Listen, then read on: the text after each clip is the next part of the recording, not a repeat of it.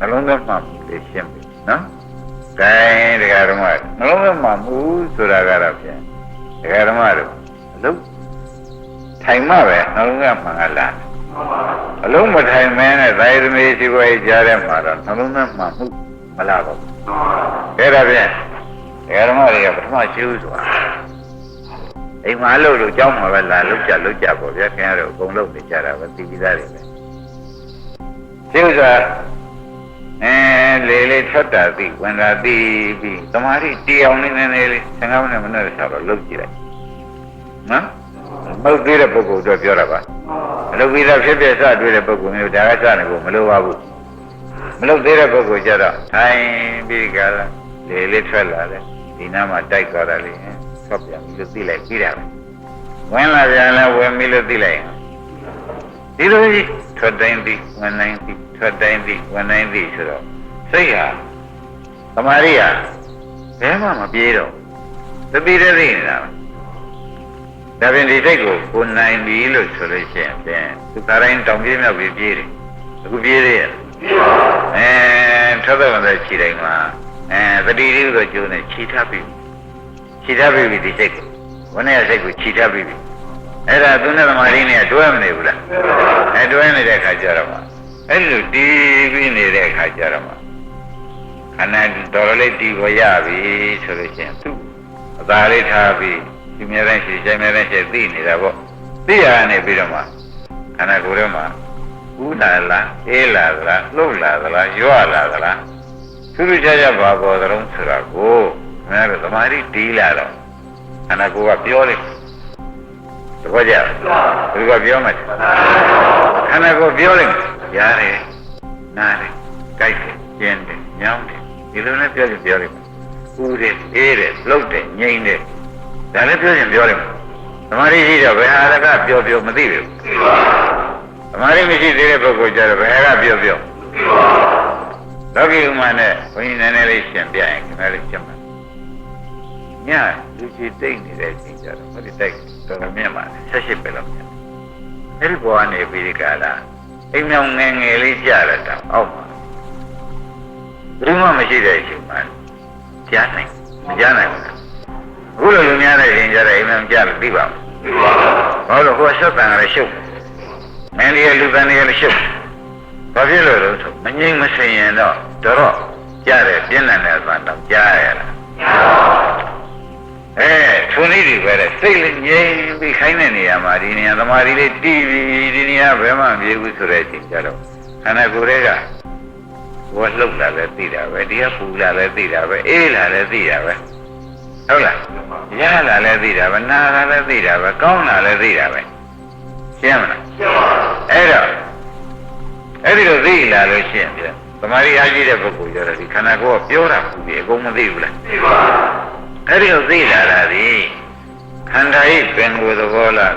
ဥပကိုသမာဓိရလို့သူပြောတာတွေအကုန်သိတာလားလို့မဲလို့ရှင်းဘယ်နဲ့ဖြေကြခန္ဓာ၏သဘောတွေဘယ်သူကပြောခန္ဓာ၏သဘောခန္ဓာကပြောတယ်ခန္ဓာကြီးကသူ့သဘောကဒီလိုပါပဲဆိုတာဘယ်သူကပြောဟောခန္ဓာကပြောတယ်ဆိုတော့ဒါဒီနေ့ရလုပ်တင်တယ်လို့အောက်မေ့ကြမှာနော်ခန္ဓာကပြောတယ်ဆိုတော့ခန္ဓာတွေကလို့ဆိုလို့ရှိရင်ဖြင့်သူ့သဘောကဖြင့်ဘုနေရာတစ်မျိုးဒီနေရာတစ်ဖုံမှာလားဆိုတာပေါ်လာဒါဘာလို့ဆိုတော့ခန္ဓာဒီဖောက်ပြန်လာ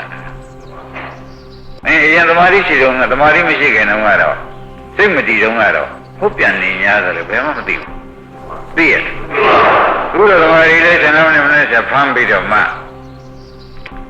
ဖမ်းနေမှတည်းနဲ့ခန္ဓာကဖောက်ပြန်တယ်ကြည့်လိုက်တော့ပေါ်မလားဘယ်နဲ့ကြောင့်ဒီဖောက်ပြန်တာဒီခန္ဓာရဲ့အထူးထူးခြားခြားရတာဒီနာရတွေကြိုက်တာတွေကောင်းတာတွေစိတ်မျိုးမျိုးပေါ်တာတွေသိလာပါလိမ့်မလို့မွေးလို့ရှိရင်မောင်းတိုင်းဘယ်နဲ့ဖြေပါဒါကြောင့်ဘုရားသမာဓိတော်ရထဘုရားမဇ္ဇနောတိသမာဓိတုတ်တွေကိုနဲရတယ်မဟုတ်ဘူးတန်ရုပ်တွေအငုတ်ထိုးလို့မှာနော်သမာဓိတော်သမာဓိရှိတဲ့ပုဂ္ဂိုလ်ကယထဘုဒ္ဓဟုတ်တိုင်းမှန်ဆိုတော့ဗဇာနာတိခန္ဓာပေါ်၌သိရှင်းသမာဓိအရှိတဲ့ပုဂ္ဂိုလ်ခန္ဓာပေါ်၌ဘာတွေသိတော့ဟုတ်တိုင်းမှန်ဆိုတာသိတယ်ဆိုတော့ ဘယ်လိုဟုတ်ပြီဘယ်လိုမှန်တာသိပါလိမ့်တော့လို့မဲတဲ့ခါကျတော့ခန္ဓာကရတယ်လို့ပြောလို့ရှိရင်ကျုပ်ဝေဒနာခန္ဓာပဲလို့ပြောတာနာတယ်လို့ပြောလို့ဝေဒနာခန္ဓာလို့ပြောတာကောင်းတယ်လို့ပြောကြတော့ဝေဒနာခန္ဓာလို့ပြောတာပဲအလားစားရရှိတယ်လို့ပြောကြတော့ဒါပြန်ဘယ်လိုမှပြောတာဟောခန္ဓာကပြောနေတာခန္ဓာထဲမှာဝေဒနာမျိုးမျိုးပေါ်နေပါလားကိုမသိဘူးစိတ်တွေမျိုးမျိုးပေါ်နေတယ်ရုပ်တွေကဘူးလဲအေးလဲလှုပ်လိုက်ငြိမ်လိုက်ဒီကောဘယ်နဲ့ကြောင့်သိပါလိမ့်မောင်ကြီးဒါပြန်ပါဠိတော်နဲ့ကြိုက်ပါသမာဓိတော့တည်ကြည်ပြီးသောပုဂ္ဂိုလ်ဟာယထာဘုဒ္ဓံဟိုတိုင်းမှာဆိုတော့ဗဇာနာတိခန္ဓာကပြောတာသိ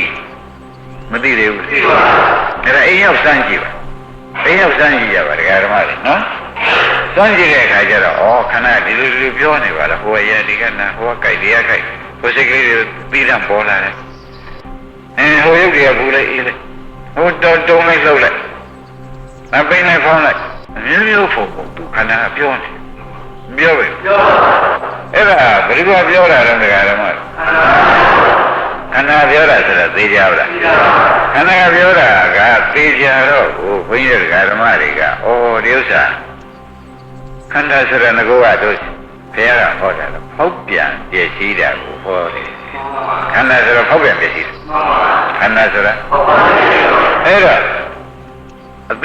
အခုအသစ်ပေါ်လာတာလေးဟာငကောပင်ကိုယ်သဘောဆွန့်ပြီးပေါ်လာတယ်ဒါသူဖောက်ပြန်တယ်လို့မဆိုရဘူးအဲ့ဒီဖောက်ပြန်တာလေးပဲသမာဓိရှိတဲ့ပုဂ္ဂိုလ်ကြည့်လိုက်ပြန်တော့ဖောက်ပြန်တယ်လေးပျောက်ဘူးလားဒါဖြင့်ဟောက်ပြန်တာကပေါ်လာတာပြည့်စည်တာကပျောက်တယ်ဟောက်ပြန်တာကပြည့်စည်တာကပျောက်သွားတော့ဖြစ်လိုက်ပြလိုက်ပဲပြန်ရောက်ဘာပြန်ရောက်ဖြစ်လိုက်ကြလိုက်ပြန်ရောက်တော့ခန္ဓာကိုယ်ထဲမှာအဖြစ်နဲ့ပြည့်တာရှိပါလားတွေ့ကြတယ်ဘူးလားဘာတွေတွေ့ခန္ဓာကိုယ်ရဲ့သုံးမှုနဲ့ပြန်မှုပဲရှိဒါအိမ်ကြလိုက်ခြင်းတက္ကရာသမားကြီးလေးဆင်ကောင်းလောက်ဖမ်းပြီးတော့ခန္ဓာစောင့်ကြည့်နေကြစောင့်ကြည့်နေတဲ့အခါကျတော့ခန္ဓာကဖောက်ပြန်တယ်နဲ့ပြည့်စည်တာကိုသူပြောလိုက်ဝေဒနာလေးပေါ်လာရင်ဖောက်ပြန်တယ်ငကောမရှိပဲကိုပြခုမှဖောက်ပြန်တယ်ဒုက္ခပေါ်လဲဖောက်ပြန်လာတာဒုက္ခလေးပြောက်သွားကြတာပြည့်စည်တာပြောက်တော့ပြည့်စည်တာကိုပေါ်ရပေါ်လာတော့ပေါ်လာတာဘယ်လိုသဘောအထဲမှာထူးခြားပေါ်လာတာသဘောကျထူးခြားပေါ်လာတာကဘာလို့ဖောက်ပြန်တယ်လေးပဲစိုက်ကြည့်လိုက်တော့ပြည့်စည်တာမြင်ရတော့ခန္ဓာကိုယ်ထဲမှာဖောက်ပြန်ပြည့်စည်တာရှိပါလားဘယ်လိုဆိုကြပါဖောက်ပြန်ပြည့်စည်တာရှိတယ်ဆိုတာရင်းပြီဟောဒီကြတယ်မှာခန္ဓာထဲမှာဖောက်ပြန်တာနဲ့ပြည့်စည်တာပဲရှိတယ်အသစ်ပေါ်လာတာကဖောက်ပြန်တာပေါ်လာတာလေးပြောက်သွားတာကပြည့်စည်တာသဘောကျဖောက်ပြန်ပြည့်စည်တာတွေဒီတွေ့ပြီးနေတော့ယောက်ျားလည်းမဟုတ်ဘူးမိန်းမလည်းမဟုတ်ဘူးဒိဋ္ဌိတွေခွာကြမလို့တော့ဖောက်ပြန်ပြည့်စည်တာပဲတွေ့တယ်ဒီခါကျတော့မျက်နှာလေးလည်းမပေါ်လာဘူးဆံမင်းလည်းမပေါ်လာဘူးကိုယ့်ဟာကိုယ်ညာလေးနဲ့ပဲကြည့်နေတော့ဖောက်ပြန်တဲ့ပြည့်စည်တာတွေ့နေတော့ယောက်ျားမိန်းမအလိုလိုပြောက်ဘူးလားဖောက်ပြန်ပြည့်စည်တာလေးကကြည့်နေတာဒကာဓမ္မတွေဘာတွေပြောက်သွားလဲယောက်ျားမိန်းမသားတွေသမီးတွေဆွေတွေမျိုးတွေကိုယ်ခန္ဓာမလဲငါလည်းပြောက်သူလည်းပြောက်လက်လည်းပြောက်ခြေလည်းပြောက်ဘာတွေပြောက်အကုန်ပြောက်ဉာဏ်နဲ့ဘာရင်ပေါ်နေအသစ်ပေါ်တယ်ပြည့်စည်သွားတယ်အသစ်ပေါ်တယ်ပြရတယ်ကြီးကြီးပြန်ပေါ်လိုက်ပြောက်လိုက်နာရီကြီးတွေပြန်နေခန္ဓာလေးလာပြန်တော့လေဘောလည်းစိတ်မျိုးမျိုးပေါ်ပြန်ရုပ်တွေကပူလိုက်အေးလိုက်အောင်ပူလေးပေါ်လာလိုက်ပူလေးကြောက်သွားလိုက်အေးပေါ်လာလိုက်ခန္ဓာကိုယ်ထဲမှာယောက်ျားမိန်းမဆိုတာကအရက်ကပြောတာပါလားတို့ငွေပဲသင်လိုက်တဲ့အကွာပါလားသိကြကြသမာဓိတည်တည်နဲ့ဉာဏ်မျက်လုံးနဲ့မျက်လုံးမိတ်ကြည့်ပြီးတော့မျက်လုံးမှိတ်လိုက်တဲ့အခါကျဉာဏ်မျက်လုံးကလာပွင့်တပည့်ကြပဂရိမျက်လုံးပိတ်ပြီးဒီကလာ6ဓာတ်ပိတ်ပြီး9ဓာတ်ပိတ်ပြီးမနောဓာတ်ဆိုတဲ့ဉာဏ်လုံးဖွင့်ကြည့်တာပေါ့ဉာဏ်လုံးဖွင့်ကြည့်လိုက်တဲ့အခါကျတော့ဒကာဓမ္မတွေဘာတွေတွေ့ဖောက်ပြန်ပြည့်စည်တာတွေတွေ့နေပေါ်လာရင်ဖောက်ပြန်ပြီပေါ်လာတယ်မရှိပြန်ရင်အဲ့ဒီလိုကြီးဒကာဓမ္မတွေက9မိနစ်လောက်ကြည့်10မိနစ်လောက်ကြည့်ကြံလောက်ကြည့်ကြတော့ခန္ဓာထဲမှာဖောက်ပြန်ပြည့်စည်မှုမှာတပါးယောက်ျားလည်းမရှိဘူးမိန်းမလည်းမရှိဘူး ဘောကြငါလည်းမရှိဘူးသူလည်းမရှိဘူးသိချင်ရင်လည်းရှိတော့ဘာတွေတွေ့ဟုတ်ပြန်မရှိတာပဲတွေ့ပြီးဒီကရနေတော့ဝိပရိနာမလက္ခဏာဒုက္ခသစ္စာတရားဓမ္မတို့ဝိပရိနာမလက္ခဏာဝိပရိနာမလက္ခဏာပင်ကိုယ်တော်စွန့်သွားခြင်းဒီဒုက္ခသစ္စာမြည်ဆိုသဖြင့်ဖောက်ပြန်တဲ့ပြည့်ရှိတာပင်ကိုယ်တော်စွန့်တာဖောက်ပြန်လာတယ်လေပင်ကိုယ်အနေတော်ကိုစွန့်တာပဲပြည့်ရှိသွားတယ်လေဒါဖြင့်ဖောက်ပြန်တာလေဘုမတိတိကပုတ်လာတယ်ဆိုတော့ဖောက်ပြန်သူအမဲ့တော်စွန့်သဘောကျဖောက်ပြန်တာလည်းပင်ကိုယ်တော်စွန့်တာပဲပြည့်ရှိတာတော့ခန္ဓာကိုယ်ထဲမှာရှိတော့ဖောက်ပြန်ပြည့်ရှိတာအကြီးတွေ့နေတော့ဖောက်ပြန်ပြည့်ရှိတာဘာတွေပါလဲမလို့ဆိုတော့ဒုက္ခသစ္စာသာပါဒီပါလားလို့မှတ်လိုက်ဖောက်ပြန်ပြည့်ရှိတာဘာတွေပါလဲထိုင်ကြကြလားထိုင်ပြီးတခါတော့သမာဓိဖမ်းပြီး7မိနစ်15မိနစ်ဖမ်းနေပြီးခန္ဓာကပေါ်ရာကိုကြည့်လိုက်တဲ့အခါကျတော့ဘာတွေတွေ့မှာလဲပေါ်လာတာကဖောက်ပြန်တာပေါ်လာတယ်ပြောက်သွားတာကအဲ့ဒီကဲတော့တွေ့ပြီဆိုမှပဲရုပ်ကနိုင်ရွေးမနေနဲ့တော့ဒီကြတော့ရုပ်ကနိုင်ရွေးမနေပါနဲ့တော့တဲ့ဖောက်ပြန်ပြည့်ရှိတဲ့သစ္စာနဲ့ရှုနေတော့ဖောက်ပြန်ပြည့်ရှိတာပဲတွေ့တာပါရှင်းမလားဖောက်ပြန်ပြည့်ရှိတာပဲတွေ့နေတော့ယောက်ျားတွေဖြုတ်ဖို့လိုသေးတယ်ဒါမိန်းမပဲတော့ထင်တဲ့အထင်တွေကိုမလိုတော့ဘူးအလိုလိုပြုတ်သွားငါရီရောသူရီရောဘယ်လိုကရီနဲ့ပြုတ်သဘောကျဘယ်ကလာပါလိမ့်မလို့မဟုတ်ဘူးပေါ်လာပြီးပြည့်တဲ့ဓမ္မတွေပဲအကြောင်းဒီတိုင်းမှရှိနေအကြောင်းဖြစ်အကျိုးဖြစ်တာပဲအကြောင်းတည်းအကျိုးပြတ်တာပဲဆိုရတဲ့တခါတပါသွားအဲ့တော့ဖောက်ပြန်ပြရှိတာလေးကိုဒကာဓမ္မတွေစောင့်ကြည့်စေချင်တယ်နော်ဘာကြည့်ကြဖောက်ပြန်ပြရှိတာလေးဓမ္မတွေရှင်းဥစွာတည်အောင်လုပ်ပြီးစောင့်ကြည့်စမ်းပါတဲ့စောင့်ကြည့်တော့ဖောက်ပြန်ပြရှိတာဟာခြေတော့တွေ့မလားခြေတော့ပေါ်မှာဖောက်ပြန်ပြရှိတာတွေ့မလားကိုတွေ့မလားဖောက်ပြန်ပြရှိတာတွေ့မလားမျက်စိလမ်းနာကောင်းတွေ့မလားဖောက်ပြန်ပြရှိတာတွေ့ဖောက်ပြန်ပြရှိတဲ့တွေ့တော့ဒါဒီကဓမ္မနုပါဒနာသတိပဋ္ဌာန်တဲ့သစ္စာမြင်တဲ့ဓမ္မနုပါဒနာသတိပဋ္ဌာန်ရိပ်မိကြပါပါလိမ့်အဲ့ဒီကဲတော့ဓမ္မနုပါဒနာသတိပဋ္ဌာန်နဲ့ဒီတိုင်းခန္ဓာကိုယ်ကြီးစောင့်ကြည့်နေတော့ဟောပြန်ပြရှိတာကဒုက္ခသစ္စာမြင်တာကမဂ္ဂသစ္စာဟောပြန်ပြရှိတာကမြင်တာကဟောပြန်ပြရှိတာကမြင်တာကတရားဓမ္မရဲ့သဏ္ဍာန်မှာမမျက်လုံးနဲ့ကြည့်လိုက်မမျက်လုံးနဲ့ကြည့်လိုက်သဘောကျဘာမျက်လုံးနဲ့ကြည့်မမျက်လုံးနဲ့ကြည့်လိုက်တဲ့အခါကျတော့ဘာတွေတွေ့ပါလိမ့်ဒါပြန်ပင်ကိုယ်ရတဲ့ခန္ဓာကိုယ်ကြီးကဖောက်ပြန်တာနဲ့ပြည့်စည်တာပဲရှိဥပရိနာမလက္ခဏာဒုက္ခသစ္စာကိုဖောက်ပြန်ပြည့်စည်တာရှိတယ်ကိုဖောက်ပြန်ပြည့်စည်တာတွေ့လို့ရှိရင်ဒီမျိုးလုံးဟာနှလုံးသွင်းမှမလားမှားသေးလားမေးတယ်နှလုံးနဲ့တဲ့တော့ယောနိကမနတိကာရနဲ့ပညာနဲ့တွဲသွားပြီအဲ့ဒီကဲတော့တွဲသွားတဲ့အခါကျတော့ဖောက်ပြန်ပြည့်စည်တာအစစ်ရှိပါလားလို့သိတော့ခန္ဓာကိုယ်ထဲမှာဖောက်ပြန်ပြည့်စည်တာကပါသစ္စာဖောက်ပြန်ပြည့်စည်လို့သိနေတဲ့သဘောလေးကအဲ့ဒီမှာဒီမမျက်လုံးလေးနဲ့ဒကာဓမ္မတွေကြည့်ပြီးဒီကလာနေတော့ဖောက်ပြန်ပြည့်စည်တာကဒုက္ခသစ္စာကြည့်လို့မြင်တာလေးကမဂ္ဂသစ္စာလေးဖြစ်နေတော့နှလုံးသွင်းမှန်တော့လေဒုက္ခသစ္စာသွားတွေ့တာနောက်တော့ဒီဒုက္ခသစ္စာကြီးကဒကာဓမ္မတွေမြင်နေပဲမိမိခန္ဓာရဲ့လို့ပြောတာနေရတာပါလားဒုက္ခသစ္စာအဆိုင်ခဲကြီးပဲဒုက္ခသစ္စာတွေကြီးပဲအကုန်ရှိနေတာကိုဒါတွေမတွေ့ဘူးတွေ့တဲ့အခါကျလိုက်ချင်းဒီအချိန်မှာပဲဒကာဓမ္မတွေစဉ်းစားကြည့်တော့ဟောပြန်ပြစီတာလေးကိုမြင်မနေဘူးမြင်နေတဲ့အခါမြင်တာလေးကမက်ကလေးဖြစ်မြင်တာမက်မျက်လုံးလေးသမာဓိမျက်လုံးလေးသဘောကျတနည်းဝိဇ္ဇာမျက်လုံးလေးဆိုရင်လည်းဟုတ်တယ်အမှန်သိလာတာကိုဝိဇ္ဇာမျက်လုံးနဲ့ဟုတ်တယ်နော်သမာဓိမျက်လုံးကိုဉာဏ်မျက်လုံးကိုဝိဇ္ဇာလေးကိုဒီလိုအဲ့ဒါတွေကဘုရားဗရိယနဲ့သာဟောနေတာရှင်းရှင်းဉာဏ်မျက်လုံးတစ်လုံးနဲ့ပဲနော်အဲ့ဒီကတော့နှလုံးသားမှန်နဲ့ဒကာဓမ္မတွေကြည်ပြီးဒီကလာနေတော့ဟောပြန်ပဲကြည့်တာနဲ့ပဲမြင်ပြီးဒီပြင်ယောက်ျားမိန်းမတွေခွာဖို့လည်းမလိုတော့ လူသေးတယ်ရှိတာမှဘာတွေတွေ့အဲ့တော့ဟောပြန်ပြရတဲ့ဒုက္ခသစ္စာတွေ့တဲ့ဉာဏ်လေးမဂ္ဂသစ္စာလေးရနေတော့ဆူတောင်းလို့ရတယ်လားဒကာဓမ္မတို့နှလုံးသွင်းမှန်လို့ရတယ်အဲ့ဒါကြောင့်ဒါကြတော့ဘုရားဆူမတောင်းနဲ့တော့ဒကာဓမ္မတို့ဒီမျက်လုံးလေးရပြီတဲ့နိဗ္ဗာန်နောက်နိဗ္ဗာန်မြင်တဲ့မျက်လုံးရတော့အခုကဒုက္ခမြင်တဲ့မျက်လုံးရပြီသဘောကျဒုက္ခမြင်တဲ့မျက်လုံးခန္ဓာကိုယ်မှာဒုက္ခသစ္စာပဲဆိုတဲ့မျက်လုံးကဖြင့်ရပြီတဲ့ကောင်းပြီဒီရတဲ့မျက်လုံးလေးရတယ်ငါကယောက်ျားမိန်းမထင်းနေတာဒုက္ခသစ္စာလို့ဘယ်တော့မှမအောင်မိဘူးအခုတော့ဖြင့်ပြဒုက္ခတွေထင်ရှားပြီးဒီကလာနေတဲ့တွေ့ဒုက္ခမောဥပ္ပဇ္ဇမနာဥပ္ပဇ္ဇိဒုက္ခနိဗ္ဗာန်မနာနိဗ္ဗတိတို့ဘုရားကဟောထားတော့ဒုက္ခဖြစ်ဒုက္ခဖြစ်တယ်မြင်တော့ဒုက္ခသစ္စာလည်းရှိတယ်ဆိုတာပေါ်လာဘယ်တော့ပေါ်လာတဲ့ခါကျတော့ဖြစ်ဖြစ်ကဒုက္ခသစ္စာမြင်လာတွေက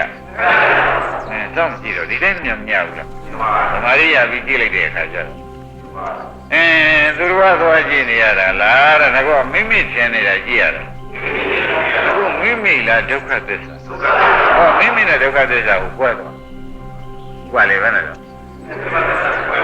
မိမိနဲ့ဒုက္ခသစ္စာမိမိကိုပဲလို့ထင်တယ်ဥစ္စာဘယ်ဟောမိမိကိုဟောပြန်ပြည့်စည်တဲ့တွေပြနေတော့မိမိကိုမဟုတ်တော့ဘူးဘာဖြစ်နေလဲဒုက္ခသစ္စာသက်သက်ဖြစ်နေတယ်ဆိုတော့ပေါ်ပါလားမိမိကိုဟုတ်သေးရဲ့လားဒါဖြင့်မိမိကိုမဟုတ်တော့ဒုက္ခသစ္စာတွေပဲဆိုတော့သိချတယ်ဒီဘောပြန်ပြည့်စည်နေတဲ့သဘောလေးတွေကလည်းပေါ်လဲပြောလဲနေပြန်တော့လေသူတို့ဘောပဲမိမိလိုဆန္ဒဒီထဲမှာတားလို့ရှိလို့မရတဲ့သဘောတွေပဲဆိုတာလေးကိုရောက်မလားအဲ့ဒီမဲ့မိစ္ဆာတွေလည်းအတွန်းဝင်သွားပြီဒုက္ခတွေကိုအနတ္တတွေကိုဒီလိုမှတ်ကြပြီဟုတ်ပြန်ပြည့်စည်တဲ့တလုံးဘာသစ္စာအဲ့ဒီအနိစ္စဆိုရယ်ဒီဒုက္ခသစ္စာလည်းသွားဝင်တာပဲဒုက္ခဆိုတော့အနတ္တဆိုအဲ့ဒါယနေ့ညတရားဓမ္မတွေကိုသင်ပေးနေတာကခင်ဗျားတို့အနိစ္စဒုက္ခအနတ္တလုံးနေတော့နောက်ဆုံးပြီးသစ္စာမြင်မှနိဗ္ဗာန်ဝင်တာဟုတ်ပြန်ပြည့်စည်တာမြင်လို့ရှိရင်အနိစ္စဒီချက်ဝင်သွားပြီသစ္စာလည်းဝင်သွားပြီဒုက္ခသစ္စာလည်းသဘောကျဒီရင်ရှင်သာရိပုတ္တရာကပြောထားတဲ့ဓမ္မတွေရှင်းရှင်းကြည့်လိုက်သိသားပဲဥပမာရှင်ကြီးကဘုန်းကြီးတို့ကျောင်းဆင်းကနေပြီးဒီကလာဟိုဘက်ကြောင်ဆင်းသွားတယ်ဆိုတော့မှခြေရာတွေကချမ်းမနေဘူးနောက်တကခိုးတွေကဒီနောက်ကလိုက်သွားတဲ့အခါရှင်ကြီးအုံမရောင်နင်းနိုင်တဲ့သရဝါနောက်ထပ်လာရမြင်သေးတယ်ရှင်ကြီးရဲတာဝင်ကြမှာရှင်ကြီးရဲထောက်ပြီးဒီကလာတော့သူတို့လူကျင်တဲ့ကြီးကိုအပြည့်တိုင်းသွားကြမယ်ရှင်ကြီးရဲပဲဝင်ကြမယ်ရှင်ကြီးရဲကိုတိတ်ကြီးတာကရှိသေးရဲ့ထို့တူပဲတဲ့ဟောပြန်ပြည့်စည်တဲ့တခုဉာဏ်လိုက်ရှင်သူကရှင်ကြီးရဲပဲတဲ့အနိစ္စတဲ့ဒီထက်ထောက်ရတာပဲဒုက္ခကိုအနတ္တအတုပါဟောတယ်ဟောပြန်ပြည့်စည်တဲ့ဒီသလုံးနဲ့တရားဓမ္မတွေကပိုင်ပိုင်နေနေကြည့်နေဗမာရိယရနဲ့ကြည့်နေဩဟောပြန်ပြည့်စည်နေတာဟောပြန်ပြည့်စည်နေတာပဲဆိုတော့ဟောပြန်လာကဖြစ်တယ်နော်ပြည့်စည်တာဖြစ်တယ်ဒီကိုယ်လုံးမှာဖြစ်ပြပဲရှိတယ်ဆိုတာပြန်ဝင်လာတာပဲသိမိလားဒါကြောင့်ဘာနာတွေကဘာနာတဲ့ခါတွေဒီကတွေကမဖြစ်ပြကွာတရားအောင်းမဲ့မလို့ကလည်းဒုက္ခသစ္စာပါသိမိဖြစ်ပြဘာသစ္စာအဲ့ဒီတော့ဖြစ်ပြရှုနေတာသစ္စာရှုနေတာလို့မှတ်လားဖြစ်ပြရှုနေတာသစ္စာရှုနေတာဒုက္ခသစ္စာရှုနေအဲ့ဒီလိုရှုတော့ရှုခံရတာကဒုက္ခသစ္စာရှုဉာဏ်ကမဂ္ဂသစ္စာပေါ်တယ်ဖြစ်သေးဘူးလားအဲ့တော့တရားဓမ္မတို့အခုရှုနေတဲ့သဘောလေးကိုခင်တဲ့စိတ်ကလေးမင်းတဲ့ဆွဲလန်းတဲ့စိတ်ကလေးဟုတ်လားအထုတ်ပြီးတဲ့ဒါမျိုးဖြစ်ပြရကြံလို့အထုတ်ဦးမယ်ဆိုတဲ့တဏှာဥပါဒံကနေလာသေးဖြစ်ပြကလေးရှုနေရတဲ့တွေ့ဓမ္မဒုက္ခနိကနေရောတာဆိုတဲ့တဏှာဥပါဒံကနေတဲ့ဓမ္မဒုက္ခနိကကာမဂုဏ်ခံစားတဲ့တဏှာဥပါဒံတွေကိုလာသေးမလာတော့ဘာကြသိရှင်အချင်းကိုယ်ရှင်အချင်းဆိုတဲ့ဒုက္ခတွေကိုတရားကဘာဖြစ်နေတော့ဒါဖြင့်ဆင်းရဲတဲ့လမ်းလည်းမဟုတ်ဘူးကာမဂုဏ်ချမ်းသာတဲ့လမ်းလည်းမဟုတ်ဘူးဒါအလေလမ်းပါလားလို့မှတ်လိုက်တာသိရှင်ရဲ့ကိုယ်ရှင်ရဲ့လမ်းကဟုတ်ကဲ့လားဆ စိတ်သာယာကိုယ်သာယာတဲ့လမ်းကိုစိတ်သာယာကိုယ်သာယာတဲ့လမ်းဆိုလို့ရှိရင်လည်းဒကာဓမ္မတွေတဏှာကာမတုခဏကနေရတာလမ်းဖြစ်တော့တဏှာလမ်းဖြစ်နေဘုဘကလည်းဒေါသလမ်းဖြစ်တဏှာလမ်းဒေါသလမ်းအလေကိုရောက်သွားတယ်ဒါပြန်အလေလမ်းရောက်ရင်းပြီလားဘုရားအလေလမ်းကဘုရားဖြစ်တယ်ခုသောတာပန်တရားနဲ့ရောအဲ့ဒီလိုဟောက်ပြန်ပြည့်စည်တာကိုမြင်တဲ့ဉာဏ်လေးကနေပြီးဒီကလာသွားပါအလေလမ်းကိုရောက်ဒီညာအလေလမ်းပဲဆိုရရင်းပြီကောင်းပြီဒါဖြင့်ဒကာဓမ္မတို့ဒီနေ့ညအစစမ်းကြည့်တာပေါ့ခင်ဗျာကိုတားသွေးစကြာတော့ရင့်လာတယ်နော်ရင့်လာတော့အခုအဲ့ဒီချိန်လေးမှာဘောကဖြစ်ဖြစ်တစ်ချက်တည်းဖောက်ပြန်ပြစီရလေးကိုညာနဲ့တဲ့ပြီးညာလိုက်တယ်ဆိုလိုက်ပါအဲ့ဒီတစ်ချက်ဟာပေါင်းတယ်အလွန်ကြီးဒီတစ်ချက်အလွန်ရေးကြီးတယ်တဲ့ဒီတစ်ချက်ကဘယ်နဲ့ကြောင့်တော့အရေးကြီးမုံမြတ်တယ်လို့ဆိုရပါလိမ့်မယ်ဆိုတော့ခဏကတဏှာဥပါဒံကာနေကိုလာသေးတယ်ဟာဒါဖြင့်ဘာပြန်စာချုပ်ပြီဒေါသဒုက္ခပရိဒီဝါတွေဒါဖြင့်ဒကာဓမ္မတို့ကမ္မဒုက္ခနိကနေရောလမ်းလည်းမရှိဘူးအတ္တကိလမဏနေရောကလမ်းတော့ခါလေလမ်းပေါ်သေးချာရောက်တော့အလေလမ်းကနေမှနိဗ္ဗာန်သွားလို့ရဘယ်မှာနိဗ္ဗာန်သွားလို့ရအလေလမ်းကနေမှနိဗ္ဗာန်သွားလို့ရတယ်ဆိုတော့ပေါ်ကြဒါဖြင့်ကိုယ်ခန္ဓာကိုယ်ကိုကိုယ်ခန္ဓာလို့ထင်နေတာမဟုတ်တော့ပါဘူးသစ္စာတဲ့ဒုက္ခသစ္စာသက်ပါပဲလို့သိချမကြဘူးဘယ်လိုမှမရှိတော့ဘယ်လိုမှရှိတော့ဟိုနေရာဖောက်ပြန်ဒီနေရာဖောက်ပြန်ဟိုနေရာပြည့်စည်ဒီနေရာပြည့်စည်တယ်ဒီမတွေ့ဘူးဖောက်ပြန်ပြည့်စည်တဲ့ဘာသစ္စာမြင်လားဒါဖြင့်ကာမဂုဏ်ခံစားတဲ့လမ်းကိုပြတ်သွားကိုယ်ဆင်းစိတ်ဆင်းရဲလမ်းတွေကိုဒါဘယ်လမ်းရောက်ဒီလိုရှိနေတာအလယ်လမ်းရောက်တာပဲသိမိလားရှုပ်ပါမရလာတဲ့အခါဖောက်ပြန်ပစ္စည်းတွေမြင်ရတဲ့အခါကျတော့သိချင်ရင်းဝေးမုန်းဘာဖြစ်လို့မုန်းလို့မဲတဲ့အခါကျတော့ဖောက်ပြန်ပစ္စည်းတွေရရထားလို့ဘယ်နဲ့ကြောင့်မုန်းငါကတော့အရတော်လေစွာလို့ရှင်းတယ်အခုတော့ညံမျိုးလုံးဆရာဘုန်းကြီးတက်ပြလိုက်တဲ့အတွက်ဟောပြန်ပြရှိတာပဲသိချာရသင်ရှားဘူးလားသင်ရှားတော့အရမတော်ဘူးသိဥစ္စာကြီးရတကယ်ညံရမုန်းရကြီးရထားတယ်ဆိုတော့ညာဟောပြန်ပြရှိတာမြန်မာများရင်တက်လိမ့်မယ်ရမုန်းနဲ့ညာမတက်ဘူးကျန်တော့တဲ့ရုံနဲ့မကချွေရင်မတ်တတ်နဲ့ဟောရုံနဲ့မကပဲနဲ့ဒါကြီးနဲ့ဖြင့်နေလည်းမနေရဘူးရပဲမရရဘူးဆိုတော့လေတက်လာမတက်ဘူးတက်စီနဲ့တွင်နေတယ်ခဏဖောက်ပြန်ပြရှိတာတွေအခုပြောက်ခန္ဓာပါပြောက်ဖောက်ပြန်ပြရှိတာပြောက်တယ်ဆိုတော့ခန္ဓာပြောက်တော့ပြောက်ပြီအဲ့ပြောက်သွားတဲ့အခါကျတော့မှဖောက်ပြန်ပြရှိမှုကဒုက္ခသစ္စာဖောက်ပြန်ပြရှိမှုပြောက်သွားလို့မိမိညာလေးနဲ့အခုမြင်ရတဲ့နေရာကမဖောက်ပြန်တဲ့ဒီရောတဲ့သဘောကျမဖောက်ပြန်နဲ့အဲ့ဒီနိဗ္ဗာန်မှာကုခဏညာလေးကအရင်တော့ဖောက်ပြန်ပြည့်စည်တယ်ပဲနေတယ်နောက်တော့ဒီဖောက်ပြန်ပြည့်စည်တာကြီးမလို့ရှင်တော့ဖောက်ပြန်ပြည့်စည်တယ်ပျောက်ခတ်မဖောက်မပြန်ပဲနဲ့ခိုင်မြဲတဲ့ဒီလားပေါ့နိဗ္ဗာန်လားပေါ်တယ်ဆိုကြပါသဘောကျနိဗ္ဗာန်လားပေါ်တော့ဘယ်လိုပေါ်တော့ဆိုတော့ဓာတ်ရှင်ရင်ပြတယ်လို့ပဲပတ်လိုက်တာအရင်တော့ပိဋကကားကြီးပေါ်မှာရုပ်တရုပ်နောက်ဓာတ်ရှင်သိတော့ပိတ်ဆူကြီးပေါ်လာဘူးလားမသိငင်ကရှုပ်ရှက်ခတ်နေတယ်သိလိုက်တဲ့အခါကျတော့ရှင်းဒီမှာလည်းထုံနေပြီပဲပထမတော့ကသမာဓိနဲ့ရှုနေတော့ရှုပ်ရှက်ခတ်တွေရှုနေရတယ်ဟောပြန်ပြည့်တယ်ရှုနေရနောက်ဒါရင်မလို့ရှင်တော့ပါဘူးမရရင်တော့ယုံပါတယ်မုန်းပါတယ်ဆိုတဲ့ညာနေတက်ပြီးမလို့ရှင်ဘူးဆိုတော့ခုနပိတ်ခါမြင်ရတယ်လို့တခါရရှင်းထွက်သိမိဘူးလားဒါလို့သင်ပေးနေတယ်လို့ယနေ့ကဲလေဒီရင်တော့ကြတယ်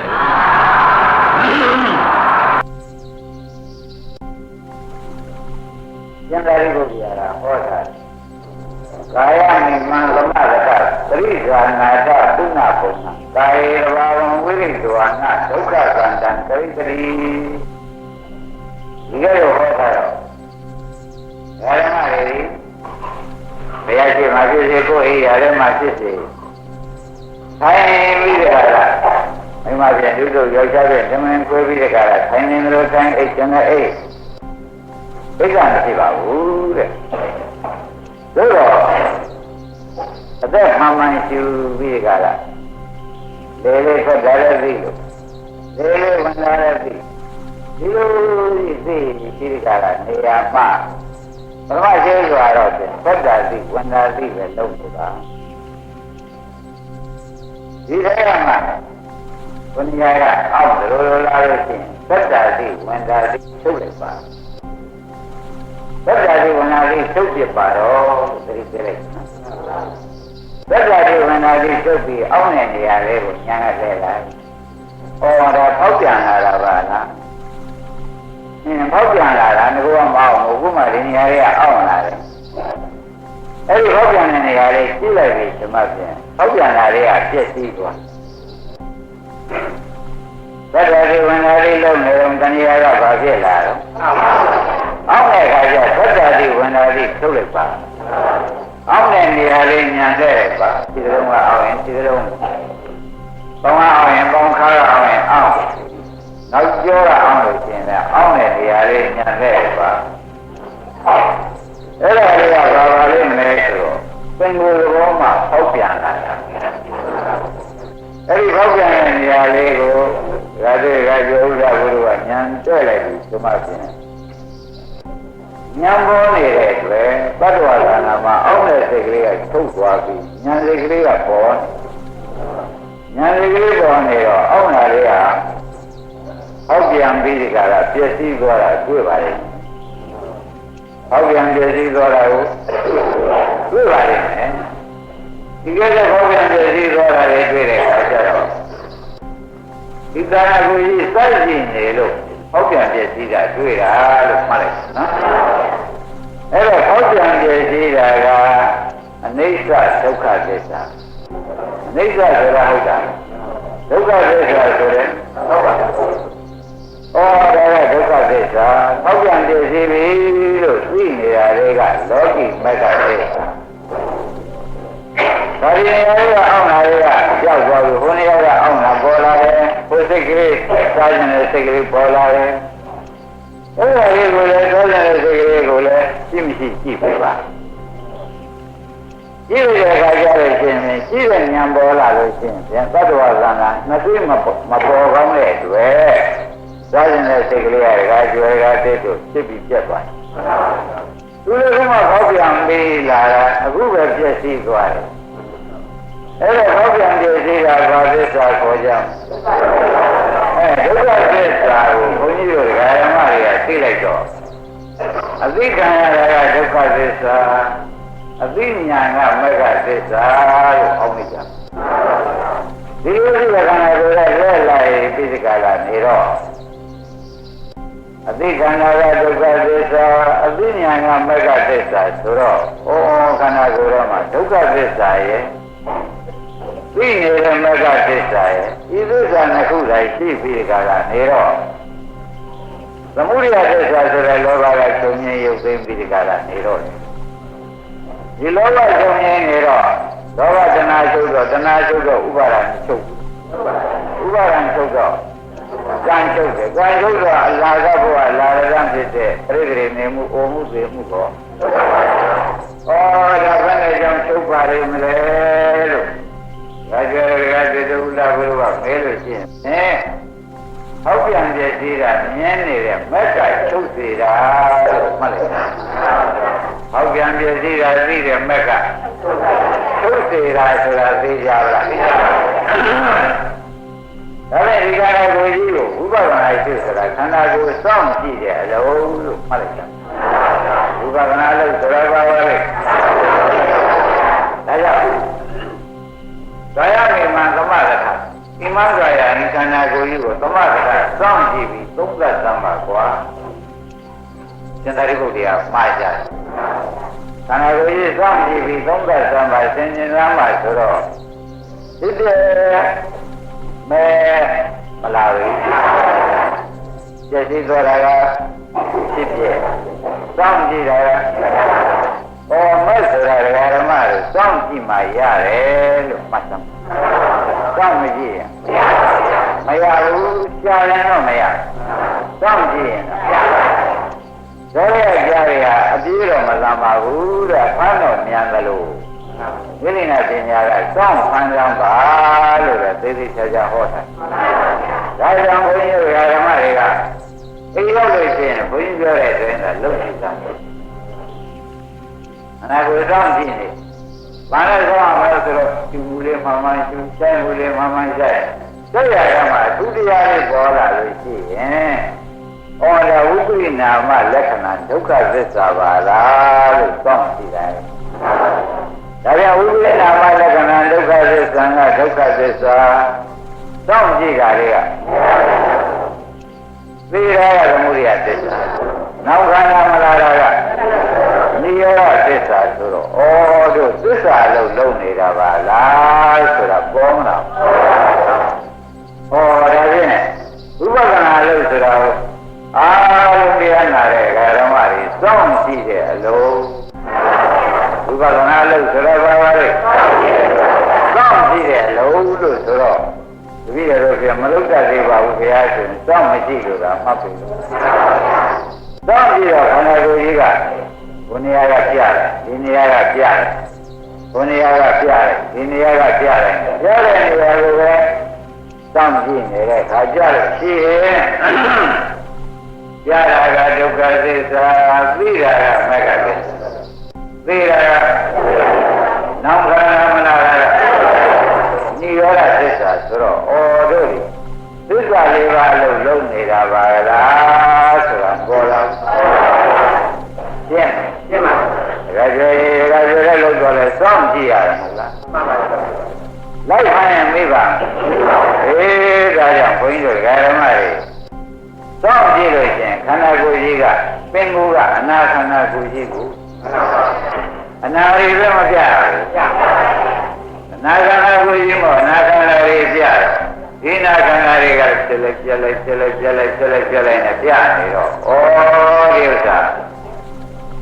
ဒီတေကဒုက္ခသစ္စာသိတာကမဂ္ဂသစ္စာပါလားလို့ဆိုတာ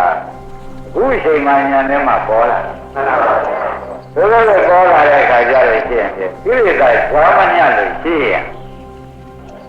ဖြစ်ပြနဲ့မဲ့နဲ့ကြားထဲမှာကိလေသာဇာမချလို့ရှိရင်ပုံနဲ့မဲ့ညာဘုံညာရပါတယ်ဖြစ်ပြနဲ့မဲ့နဲ့ကြားထဲမှာကိလေသာဇာမဘုံရင်ဒါကြောင့်မများလားကျမ်းပါပါဘုန်းကြီးကဟောတာလားဘုရားခင်ကိုရမေကြီးကဟောတာလားလို့ဆိုတော့သတိတံပါဠိတော်မဟာသေတိဆရာရှိနေသောကြောင့်ဒကာဓမ္မတွေစောင့်ကြည့်တယ်လို့မလုပ်ခဲသောကြောင့်သံဃာရှိရပါတယ်ဆိုတာသဘောကျဩဒါဖြင့်ဘုရားကဆိုတာအားစိတ်ရှိရတာလားဒကာဓမ္မတွေစောင့်စားပြီးရှိရတယ်သေသေးချာချာပြောနေပါတယ်ဓမ္မတို့လေးလေးစားစားနဲ့မှတ်သားပါလေးလေးစားစားနဲ့မှတ်လိုက်တဲ့အခါကျတော့စောင့်ကြည့်တဲ့ရုပ်တွေကခန္ဓာကိုယ်ထဲမှာဘာမှသိရမရှိလို့ရှင်ဖြင့်ဟောလေးလေးထုတ်တဲ့စိတ်ကလေးလည်းထုတ်ပြီးပြတ်တာလေးလေးပြန်ကွန်းတဲ့စိတ်ဟာအဲ့ဒါလေးဘယ်ကမှမရှိတော့ဘူးဆိုသူ့ပြန်ထိုင်လိုက်သဘောကျအခုပြန်ခိုင်းနေရမှတန်တယ်ပါဟိုနေရာကရားတယ်လို့ဒီနေရာကအောင့်တယ်လို့ဒီနေရာကကောင်းတယ်လို့လာပြန်လို့ရှိရင်သူ့ချုပ်ပလိုက်ဘယ်ရားတဲ့နေရာကောင်းတဲ့နေရာတွေလဲလိုက်ပြီးဩဒါဒီဒုက္ခသစ္စာပါဒါဒီဒုက္ခသစ္စာပါလားလို့ရှုပါကောင်းတဲ့စိတ်ကလေးပဲဖြစ်ပြီးပြတ်တော့ဒုက္ခရောက်တာဆိုတဲ့စိတ်ကလေးပဲဖြစ်ပြီးပြတ်တော့ဒုက္ခအလယ်လားစိတ်ကလေးပဲဖြစ်ပြီးပြတ်တော့အဲ့ဒီဒုက္ခသစ္စာတွေကြီးပိုင်ပိုင်နိုင်နိုင်ဒီတက္ကဒုက္ခသစ္စာသိတာကမဂ္ဂသစ္စာလို့ဓမ္မတွေကကျိုးစားနေကြမယ်ဆိုလို့ရှိရင်ကျတော့ဒုက္ခသစ္စာတွေဟာကဘုရားကဗံခိတ်ဒေနာရှင်သူပါရနဲ့ကန္တာပြီးဒုက္ခလို့ခေါ်သောကြောင့်အနန္တဘာဝဆုံးပြတဲ့ဥစ္စာတွေအနိစ္စလည်းမပြဒုက္ခလည်းမပြအနတ္တလည်းမပြအတုပါလည်းမပြဘဲနဲ့ဒါကြောင့်ရတဲ့ဒုက္ခသစ္စာပဲပြအဲ့ဒီကဲပြလာပြီဆိုမှဖြင့်ဩ လူဘဝရတာဒုက္ခသစ္စာရတာကိုလို့ဘောဘောလုံးနေနေပြီမလားပဲလူဘဝရတာဘာရတာဘာလဲဒုက္ခသစ္စာကြီးရတယ်ဆိုတော့မသိကြဘူးအဲ့ဒီကဲဒုက္ခသစ္စာကြီးရတာပိုင်ပိုင်နိုင်နေပြီနေတော့ဒီကိုယ်လုံးမှာဒီဘဝရဒီကနာဒီကအောင်ဟောကြိုက်ဒီကခဲဘုရားတမျိုးတစ်ခုပေါ်ရတဲ့ဦးတွေပျောက်တာပဲတွေ့ရ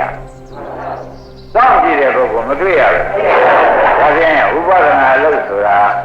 ဘယ်လိုလုပ်ရမှာပါလိမ့်မလဲလို့မေးရင်မနဲ့ဖြေကြစောင့်ကြည့်တာပဲတဲ့အကြည့်ခံရတဲ့ဒုက္ခသစ္စာဉာဏ်ကမေဃသစ္စာအကြည့်ခံရတာကဉာဏ်ကမေဃသစ္စာဆိုတော့အော်မဲ့ဟာသူတော်မလို့လားစောင့်ကြည့်တဲ့ညာလို့လားစောင့်ကြည့်တဲ့ညာလို့ဒကာဓမ္မတွေကအသိကြီးသိလာပြီဆိုမှဖြင့်ဩခန္ဓာကိုယ်ကြီးဟာဒုက္ခကြာမညဒုက္ခသစ္စာဒလသပါလားဆိုတာပေါ်လာပါလိမ့်ဒုက္ခကြာမညဒုက္ခသစ္စာဒလသပါလားဆိုတာပေါ်လာဘူးသူတို့ပေါ်လာတဲ့အခါကျတော့မှဒုက္ခသစ္စာကြီးပါလားဒုက္ခဆိုတာဘာမှမပေါ်လာပါလားဆိုတော့ဒုက္ခရဲ့မြင်ပြီးညှင်းွေလာပါလိမ့်ဒါပြန်ဖြစ်ပြမြင်တယ်ယထာဘုဒ္ဓညာဖြစ်ပြဒုက္ခသစ္စာကြီးမုန်းလာတာကြီးကြာတော့ညာကဆက်ပြီးကြည့်ပါများလာတော့ဘုန်းကြီးတို့ဓမ္မတွေနိုင်တဲ့ဒီဒုက္ခရှင်နဲ့ပြန်မနေခြင်းပါဘူးဆိုတာမနေခြင်းနဲ့ညာမလာဘူးမနေခြင်းနဲ့ညာလာတဲ့အခါကျတော့ခေါင်းကဒုက္ခတွေအကုန်ပြောက်သွားတယ်မနေခြင်းနဲ့ညာလာတော့ဘာတွေပြောက်ဒါပြန်ဒုက္ခပြောက်ရဲ့ဒုက္ခဆုံးတာကနေရတဲ့ဒုက္ခဆုံးသိတာကမေဃသစ္စာဆိုတော့ဘယ်ဖြစ်ပေါ်လာလဲဒုက္ခပြောက်ရင်မဲ့ဖြစ်ပေါ်လိမ့်မယ်ဒုက္ခတွေ့ရင်ဝိပဿနာမဲ့ပေါ်လိမ့်မယ်ဒုက္ခတွေ့ရင်ဒုက္ခရင်မရှိဘူးဗျာသူ့ရကိုမရှိဘူးဗျာဆိုရင်ဖြင့်ဘာပေါ်လာမဲ့ဖြစ်ပေါ်လာတော့ဒုက္ခမရှိတာကနိရောဓဖြစ်မရှိမှသိတာကအဲ့ဒီကြောင့်စောင့်ကြည့်ရင်မှတန်သုံးသွားလိုက်တယ်ကြည့်ရင်ဒုက္ခကအန္တံကရိတ္တိဒုက္ခကဒုက္ခ၏အန္တံဆုံးကရိတ္တိမဲ့ညာကမျက်မှောက်ပြုတဲ့နဂံလို့ရှင်သာရိပုတ္တရာကလည်းဟောဘုရားကလည်းဟောဒီဖြစ်လေတော့ကြောင့်ဘုန်းကြီးတွေဓမ္မတွေယနေ့ကစပြီးစောင့်ကြည့်တဲ့အလုပ်လုပ်စမ်းပါဖြစ်တဲ့ဒီလာလေးကိုစောင့်လာကြည့်ပါလို့ခရီးပေးလိုက်ဖြစ်တဲ့ဒီလာလေးကိုစောင့်လာကြည့်ပါဒီပြန်ဘာမှမလုပ်ပါနဲ့စောင့်ပြီးတော့ကြာတော့ဖြစ်တဲ့ဒီဒကာကျွဲတို့ဥလာဘူးသိလာတယ်သိလာပြီဆိုမှဖြင့်သိပေမဲ့မပြင်းနဲ့ဩအသိတည်များပါလားဩဒုက္ခတွေတည်များပါဩဒုက္ခတွေတည်များပါလားလို့သူကဘာပဲများများကိုယ်ကဒုက္ခများတယ်လို့သာမြင်ကြည့်နေကြာတော့ဩဖြစ်လာတဲ့ဒုက္ခပြည့်သွားတာလေဒုက္ခဖြစ်လာတာလေပြည့်သွားတာလေအဲ့ဒီကဲဒုက္ခအဖြစ်လည်းမသာရအပြည့်လည်းမသာရအပြည့်ကောအပြည့်ကောမသာရပါဘူးတဲ့ဆိုလည်းမသာရတဲ့အခါကျတော့ဖြစ်တဲ့ကိုသာရတဲ့ခဏရတဲ့ချုပ်ပါရောဖြစ်တဲ့လည်းချုပ်တာ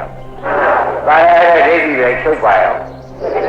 ဖြစ်တယ်လည်းချုပ်သွားတာပဲဆိုတော့ဖြစ်တဲ့ချုပ်တာနိဗ္ဗာန်သုမန္တိကမညာဖြစ်တဲ့ချုပ်တာကသုမန္တိဆိုတာဩရတဲ့ကကျွဲတို့တကားဥလာဘူးတို့တကားသစ်တို့နိဗ္ဗာန်ဝေးရလားနေရလားနေရတဲ့မရောက်တာဘာကြောင့်ပါလိမ့်မလဲလို့မေးတော့စောင့်ကြည့်တယ်လို့လည်းမလုပ်ဘူးစောင့်ကြည့်တယ်လို့ကိုဒါကြောင့်ခင်ဗျားတို့ဒီသံဃာထဲမှာငရဲဝတွေကလည်းငရဲမိတွေတောက်ပြီးသဘောပဲသူတွေကမငိမ့်တာဒီခန္ဓာကြီးကိုသင်တွေ့တဲ့ဒနာရောကမချုပ်တာနဲ့ပဲတဲ့ဒ ခါဓမ္မတို့တဏှာကနေပြီးငရဲကိုဖန်တီးနေတာဒိဋ္ဌိကနေပြီးငရဲကိုဖန်တီးနေတာ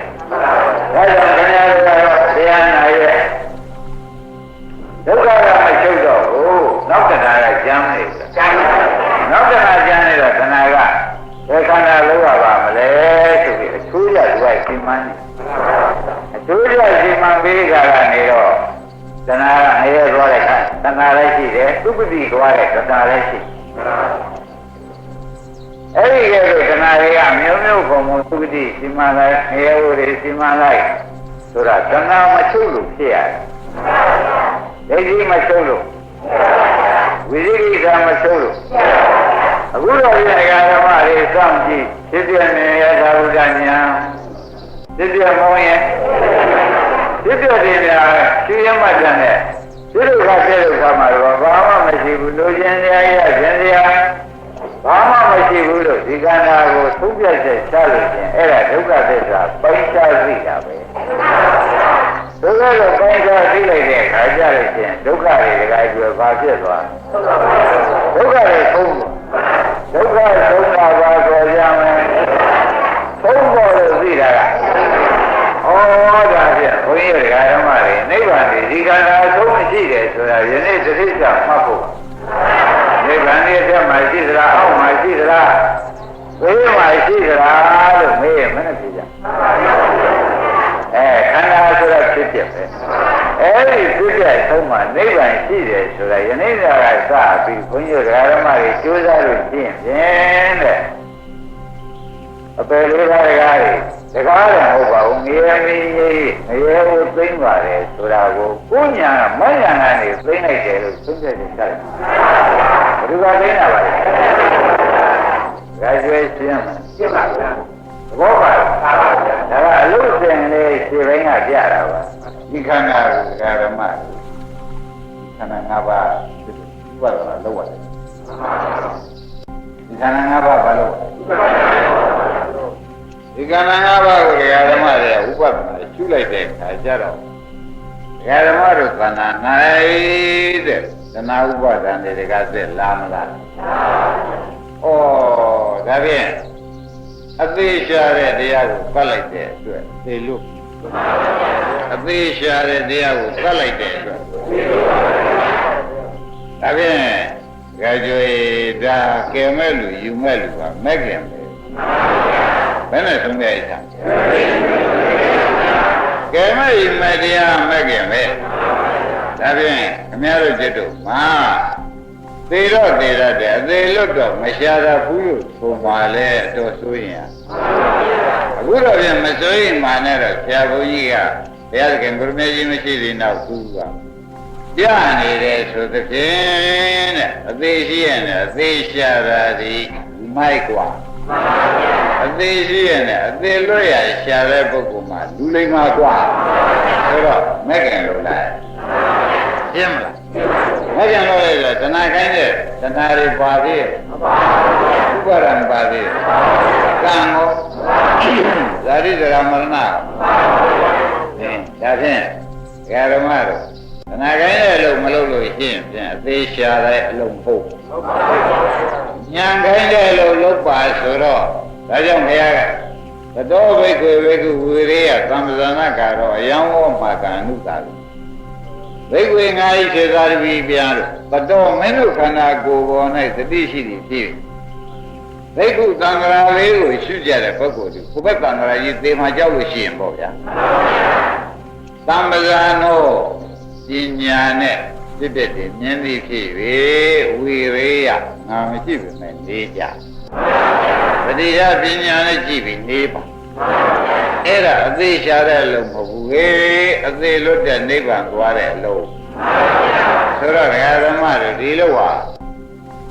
သေသမပိုက်ဆံပေးရလို့ရှင်ဒီလုံးလုတ်ထိုက်သေသမပိုက်ဆံပေးရသေသမပဲနဲ့ကြောင့်ပိုက်ဆံသေပါစုသေသမပိုက်ဆံပေးတယ်အဲ့ဒါခင်ဗျားတို့ကြီးညိုလို့ပေးတယ်ရှားပါတယ်ဘယ်လိုကြောင့်ပေးတာလဲသေမှာဆိုလို့ပေးနေဆရာကြည့်လို့ငေါငွေတော့ခင်ဗျာအေးမရှိဘူးဘယ်လိုကြောင့်ကတော့ရဲ့ရောလာပါလိမ့် စေသမပိုက်ကံပေးတာဒီသေမာဆိုလို့ဆိုလိုပဲတဲ့ဒကာဓမ္မတို့ဒီမှာလည်းဘုရားခင်ကိုရမကြီးကတတိထောပညာနဲ့ကြည့်ဆိုတာခင်ဗျားတို့ဟိုတဲ့သိကုပေးတာကိုရမကြီးပေးတဲ့ဈေးကဟာဝရမသေးရဘူးဒီအခုလောကမှာရှိတဲ့ကောင်းကင်ဆိုတဲ့ဈေးတွေကတခါလေးသာတားရတယ်သေချာအစဆုံးတော့တားမရဘူးရပါမလားကဲဒါဖြင့်ဒကာဓမ္မတို့သေသမအရှိဟာဘုရားပဲဆိုပြီးကလည်းဒကာဓမ္မတို့ပဋ္ဌာဒေဝမနုဿာပေါ်လာပြီပါတယ်လို့ပဋ္ဌာကလူနတ်တို့ရဲ့ဆရာဆေးဆရာကြီးဒေဝမနုဿာနာနတ်လူတို့ရဲ့ပဋ္ဌာသေသမကပွဲဆရာကြီးဖြစ်ပါမတရားကိုပေးတတ်တာသူပဲရှိရှင်းမလားမတရားပေးတတ်တာဒီဆရာတော့ဒီဆရာကသိပေးပါလိမ့်မလို့ဘုရားသခင်ကိုရမကြီးကဘာသေးတွေစပ်ပြီးဘယ်လိုများပေးပါလိမ့်မလို့ဆိုလို့ရှိရင်ဖြင့်တဲ့ခင်ဗျားတို့အနိစ္စဒုက္ခအနတ္တဆိုတဲ့သေသုံးခုဖြော်တိုက်တာရှင်းမလားအနိစ္စဒုက္ခအနတ္တဆိုတဲ့သေသုံးခုကိုအဲ့ဒီသေတာခင်ဗျားတို့ကြောက်ကြနတ်နာခင်ဗျားတို့တောင်းမိမယ်ဆိုလို့ရှိရင်ဖြင့်တဲ့အံလည်းမထုတ်ပါနဲ့ဘယ်တော့မှမသေးတဲ့ဥစ္စာဖြစ်ပါရှင်းမလားဘုရားပရိနိဗ္ဗာန်ဆောင်တော်ရတဲ့ဆေးတွေဆေးဆရာကြီးကဆေးတွေထားပြခဲ့တယ်ဆေးတွေကဘာလုံးလို့မဲတဲ့ခန္ဓာစ္စဒုက္ခအနတ္တရှုနိုင်တဲ့ပုဂ္ဂိုလ်ဟာဒါဆေးပေါက်နေတာပဲဖြစ်တယ်လေရှုတဲ့ပုဂ္ဂိုလ်ဟာသေတော့နေတာဘာသေတော့တာတော့ပြောစမောင်လေးနိုင်ုံပဲလားဓာတ်သိုံပဲလားလို့ဟုတ်ဘူးတာမသေးသေးရင်းမိဗလားဘာသေးပါမသေးသေးတော့ပုံမှန်လေတကားကျွဲ့နည်းနည်းသေးသေးတော့နော်သေးလေးတော့လိုက်နန်းတယ်ဆိုချထားလိုက်ဒီလိုတော့မလုပ်နဲ့ဒီလိုတော့မလုပ်နဲ့ရင်းမိဗလားနန်းတယ်ဆိုချထားလိုက်ရမသေးသေးပါဆိုတဲ့ဥစ္စာဒကာဓမ္မတွေကဖြည်းဖြည်းတော့လည်းမကောင်းဘူးတပည့်ကြ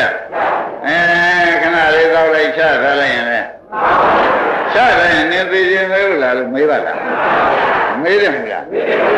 အဲ့ဒီလိုကိုယ့်ဟာကိုယ်လည်းဉာဏ်လေးထုတ်ပြီးဒကာကျွေရတောက်စမ်းပါဦးခမအစေတော့ခါရင်အန္တရာယ်တော့ကိစ္စရှိတော့ထွက်ပြေးပြန်ပြီဟာဘာလောက်တာတော့သေတော့ပြီးချထားတယ်ရင်းနေဗလားဘယ်သေးကပါသေးလို့ဟာမသေးသေးပဲမရောအစားအဆုံးပြီးအောင်မတော့ပါလေဟိုတေဝနေနေလေးလွန်သေးပြန်ဒီလေးပဲကောမရောက်ဘူးလားအဲ့ဒါကြောင့်သမဏေဥပသေးတဲ့ကိုသုံးမှနေတာဩခင်ဗျားတို့ဟာလူကြီးစိတ်မရှိဘူးနော်ပြောလိုက်မပြောလိုက်လူကြီးစိတ်မရှိဘူးဆိုတဲ့ဥစ္စာခင်ဗျားတို့မနာပါနဲ့အမတန်မှခင်ဗျားတို့ဒီကားလို့ဆိုရင်ဖြင့်မသေးသေးသုံးခွက်ကိုဘုရားသခင်ကိုရမကြီးထားခဲ့ပါရဲ့တန်းနဲ့ဖြည်းဖြည်းမှတော့မယ်အခုငယ်သေးတယ်ကြီးမှတော့မယ်ဝေဒနာရောက်ပါတော့မယ်ဆိုတော့ဥမာရင်သိများများတော့ရတာနဲ့နည်းနည်းတော့ပြောက်တာနဲ့ဘယ်အကောင်းနည်းနည်းပြောက်ကောင်းလာပဲဆိုတော့ဒကာဓမ္မတို့ဉာဏ်ထက်တုံးကန့်ထက်တုံးပေါက်လိုက်ပါတကယ်ဝါကျွတ်စာမြင်ငယ်မှုတွေပြောင်းမှ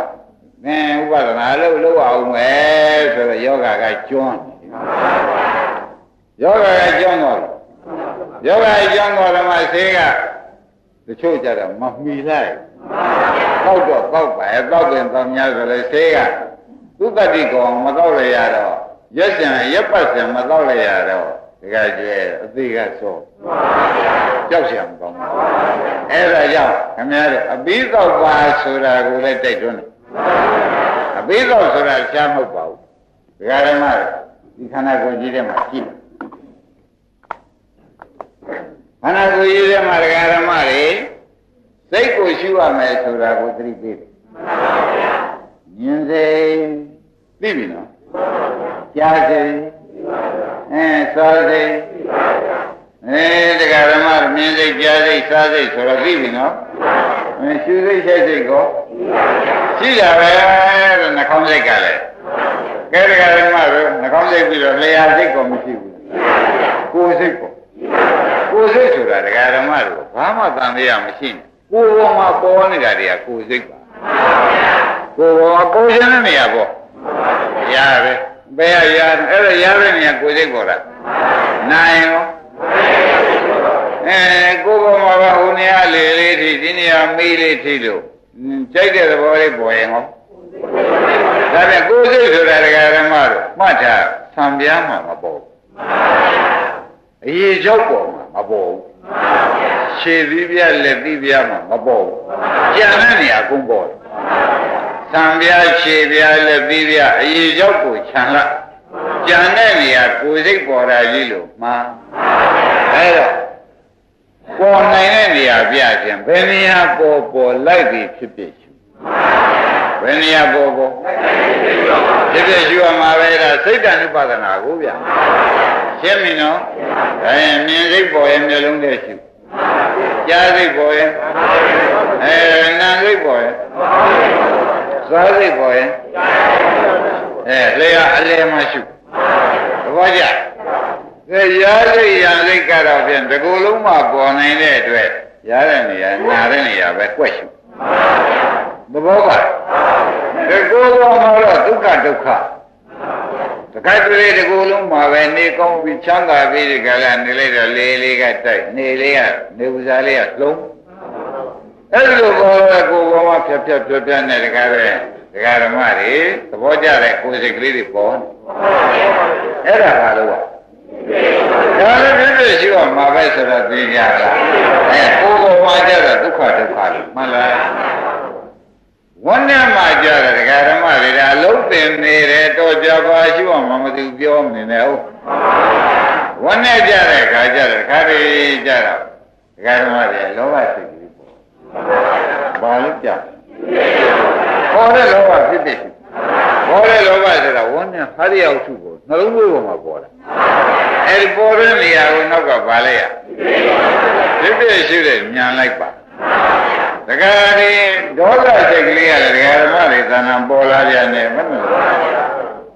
ဟာရရောက်စုပေါ်မှာပေါ်တယ်သူ့ဘယ်နဲ့ဆိုရင်သူ့လည်းတခါတည်းနှိမ့်ချမရှိရှင်းပြီနော်တခါပံလေးရဝီရိကိစ္စလေးပေါ်လာပြန်တယ်ထမ်းမိခဲ့သလားမထမ်းဘူးလည်းတခါပိတ်မိရလားမပိတ်မိဘူးလားဒါလေးလည်းဘယ်နဲ့လုပ်ကြဝိသိကိစ္စလည်းဖြစ်ဖြစ်ရှုသဘောကျတန်ရလာတဲ့ဖြစ်ဖြစ်ရှုရမယ်ဆိုတာသိကြပါလားဒါဖြင့်လောဘဒေါသမောဟလာကျင်လာရှုဒကာဓမ္မတွေသိချကြည့်ပါဒါနာအလုတ်ပေးနေတာမှတ်လိုက်ပါဒကာဓမ္မတွေတခါကလေးကြတော့စူးကျင်တန်းကျင်ပေးကျင်ကမ်းကျင်တဲ့စိတ်ကလေးတွေပေါ်ပြီသူ့လည်းအလကားမထားဘူးဘာလို့ဖြစ်ဖြစ်မရှိသူလည်းပြည့်ပြီးပြည့်တယ်ဓမ္မပဲလို့ရှုပေးသဘောကျတခါတည်းကြတော့သူတို့ကသမာမေတ္တာရှိတဲ့စိတ်ကလေးတွေပေါ်လာသူ့လည်းဘာလို့ဖြစ်ဖြစ်ရှုသဘောကျကောင်းပြီဒါဖြင့်ဓမ္မတို့ယမဲ့တွေက6အတွင်းတွေက9ဆိုတာလည်းပေါင်းပြီယမဲ့တွေကအတွင်းတွေကတကယ်အိန္ဒြေနှစ်ခုကိုထည့်ပါအောင်လို့ဆရာဘုန်းကြီးကသတိပေးအိန္ဒြေနှစ်ခုဆိုတာလေထုတ်တဲ့စိတ်လေပြန်ရှိုက်တဲ့စိတ်သူကအိန္ဒြေပေါ့ဒီများတော့အချိန်များဖြစ်အဲ့ဒီအိန္ဒြေနှစ်ခုကိုလည်းပါလို့ရကျွတ်ပြည့်ရှိတာပြီအမောဟဆိုတဲ့ခဏကလောအလောဘအဒေါသနှစ်ခုသာပြတယ်ကုသိုလ်စိတ်ကမေတ္တာစိတ်ကအလောဘနဲ့အဒေါသကိုအမောဟကဝိပဿနာရှုတဲ့ဘက်ကဒကာဓမ္မတွေကသာအမောဟကဝိပဿနာရှုတဲ့မဲ့ခင်ဘက်ကထားဒါဖြင့်ဒကာဓမ္မတွေရှုစရာကပြင်းရဲ့တွေကဘယ်လောက်တုံးအတွင်းရဲ့တွေကအိမ်တွေကအဲ့ဒါခင်ဗျားတို့အမောဟဆိုတဲ့မဲ့ခင်၅ပါးနဲ့ရှုလိုက်ပါသဘောကျအမောဟဆိုတဲ့ဒီတရားကိုသေချာနာပါဒကာဓမ္မတို့ဘယ်နဲ့ကြောင့်ဘာလို့လို့ရမှာတော့မင်းမှသိဆိုရင် ဘာလို့လို့မှာတော့ဘုရားအလုပ်ကလေးပေးစမ်းပါအောင်လို့တကြလာမနေနဲ့ဒါအလုပ်ခဲတာမှာရှင်းပြီနော်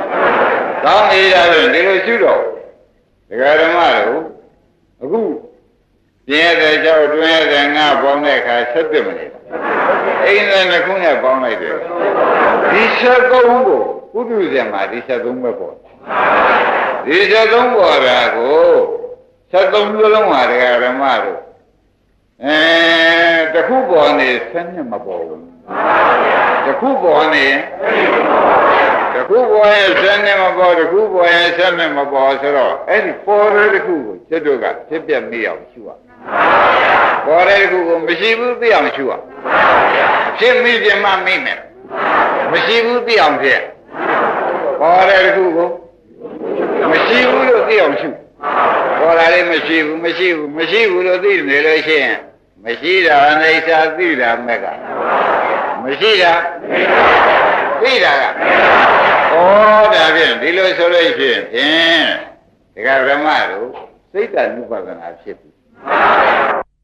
ကဲယနေ့ဒီရင်တော့ကြစို့